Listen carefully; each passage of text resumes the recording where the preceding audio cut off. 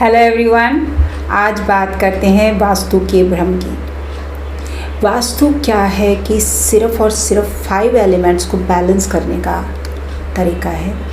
तो 5 एलिमेंट से ही हमारा पूरा शरीर बना हुआ है, इसलिए बोलते हैं पंचभूत तत्वों में विलीन हो गया।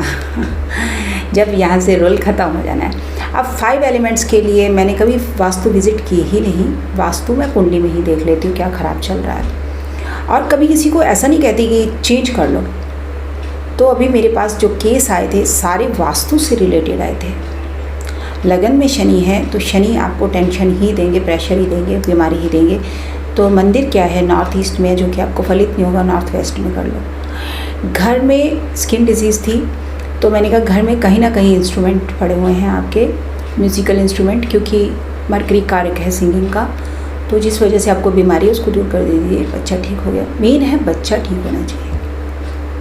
अगर बार बार बीमार पड़ रहा है तो इसका मतलब 4th हाउस में शनि है, घर के अंदर लोहा बहुत है, आप उसको दूर कर दीजिए। तो अगर बहुत ज़्यादा घर में कलेश हो रहा है तो 4th हाउस में रहा हुआ है, आपके पूर्वज हैं, वो देखना पड़ेगा साइन, उसका डिस्पोजिटर कहाँ पर है। जो प्रथा रुक गई है, इतनी पीढ़ी से रुक गई, इसको आपने कंटिन्यू करना है, क्योंकि राहु के एंसेस्टर्स हैं, हमारे पूर्वज हैं, बड़े हैं। अगर ये मैं देखती हूँ, क्योंकि बात यहाँ पर सुख की हो रही है, केतु के त्रिकोण में अगर शुक्र है तो क्या उस चीज़ को डिक्रीज़ कर देगा, सुख को डिक्रीज़ कर देगा। अब वो तो मुझे दिख ही रहा है। अगर के मेन हमारा जो फोकस है वो किस पर रहना चाहिए, शुक्र पर और 4th हाउस पर, उसके कारक तत्व पर हमारा फोकस रहना चाहिए कि लाइफ में इतनी डिस्टर्बेंस है तो क्यों है। वीनस को इसीलिए 20 साल की महादशा दी गई है। इतना इम्पॉर्टेंट है शुक्राचार्य, क्योंकि उनके पास संजीवनी विद्या है। लेकिन शुक्राचार्य ने जब संजीवनी विद्या ली थी तो एक भगवान से वरदान ये भी ले लिया कि मैं जिस घर में बैठूंगा वो डिसीजन मैं लूँगा, क्या दूंगा। तो 8th हाउस क्या है, ट्रांसफॉर्मेशन हाउस है। यहाँ पर आपकी पत्नी आपकी ट्रांसफॉर्मेशन लेके आएगी। अगर पति के चार्ट में है ये, अगर केतु के त्रिकोण में शुक्र है, तो मैं बोलती हूँ कि आपको बनी बनाई लैंड पर ही अपनी प्रॉपर्टी बनानी चाहिए। फिर मैं देखती हूँ कॉम्बिनेशन में लोन से आ रही है प्रॉपर्टी या किस चीज़ से प्रॉपर्टी आ रही है। अब क्या है कि मैडम दक्षिण मुखी है, तो मैं क्या क्यों, दक्षिण मुखी ने अब क्या कर दिया, तो दक्षिण का मुख जो होता है यमराज का होता है, तो यहाँ पर पैसा नहीं रुकता। मैं क्या वैसे ही पैसा नहीं है कुंडली में, रुकेगा क्या।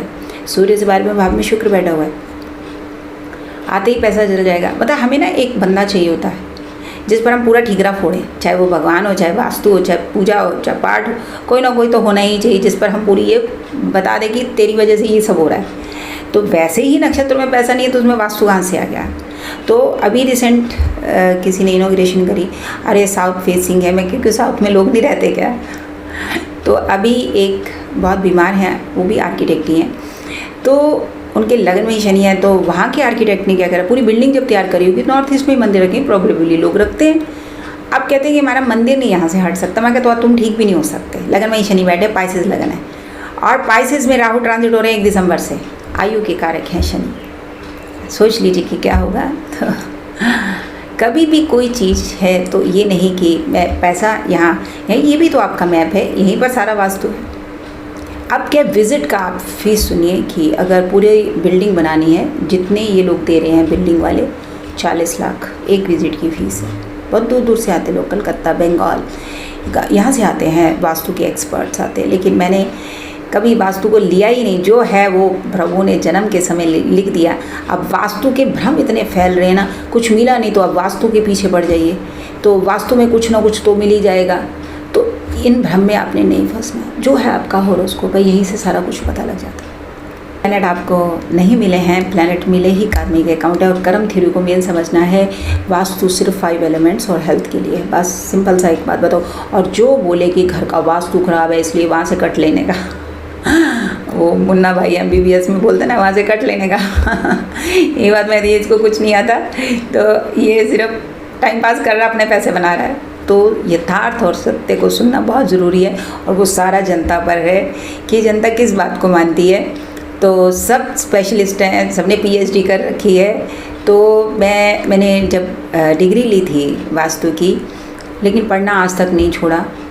कितने ही रेमेडी कर ली थी जिनसे मैंने एस्ट्रोलॉजी सीखी, उनको स्किन का प्रॉब्लम है, और उनका बेटा म्यूज़िक बैंड में है। मैंने कहा आप चाहे बैंड देख लीजिए, चाहे म्यूज़िक का है वो देख लीजिए, इसको जाना है जॉब पर तो देना पड़ेगा, डोनेशन दोगे तभी आपकी गाड़ी आगे चलेगी, बच्चा जॉब पर नहीं जा पाएगा। तो उन्होंने फिर कई बार बच्चे कहते हैं कि नहीं मैडम हम उपाय नहीं कर सकते, हमारे पेरेंट्स अलाउ नहीं करते। मैं किसी को फोर्स नहीं करती हूँ, मेरा काम क्या था आप तक मैसेज पहुँचाना, काम तो वहीं ख़त्म हो गया। उसके बाद बदलना किसी एस्ट्रोलॉजर का काम नहीं है। कोई एस्ट्रोलॉजर ये नहीं कहेगा वो आपकी डेस्टिनी को बदल देगा। आपके वास्तु जाके घर में विजिट करके आपके घर के पूरे वातावरण को बदल देगा, कोई कहेगा ही नहीं आपको।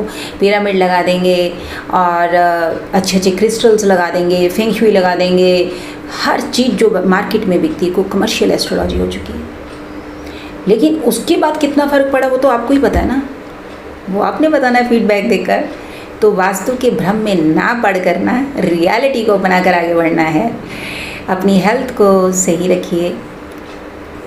हेल्थ को सही रखने का मतलब है हमारा विजन क्लियर हो, और इसलिए सूर्य ईस्ट में होता है। तो मैं बोलती हूँ बच्चों को कि अपना टेबल ईस्ट में लगाइए, क्योंकि आपने एग्ज़ाम देने हैं। बुक्स आप अपनी नॉर्थ ईस्ट में लगाइए, क्योंकि आपका जुपिटर ठीक होना चाहिए। तो ये क्या है, यहीं से ही पता चल रहा है ना बच्चा क्यों मन नहीं लग रहा बच्चे का पढ़ाई में।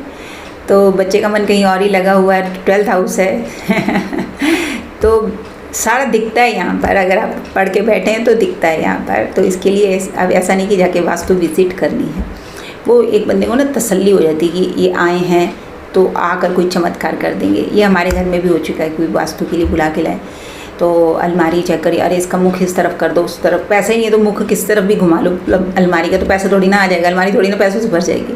तो ये सब नौटंकियाँ मैं देख चुकी हूँ, अपने घर में ही देख चुकी हूँ बहुत ज़्यादा, और सारे एस्ट्रोलॉजर भी देख चुकी हूँ।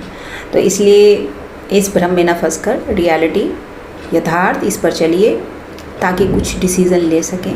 आपके अंदर वो विजन है, वो बुद्धि, वो विवेक भगवान ने हर किसी को दिया है, और आपसे अच्छा आपका कोई नहीं कर सकता। मैं हमेशा बोलती हूँ। अगली बार मिलते हैं सच के साथ, अच्छी बात के साथ। मेरे चैनल को लाइक करें, शेयर करें, सब्सक्राइब करें। डॉक्टर किरण बाबा, बाय।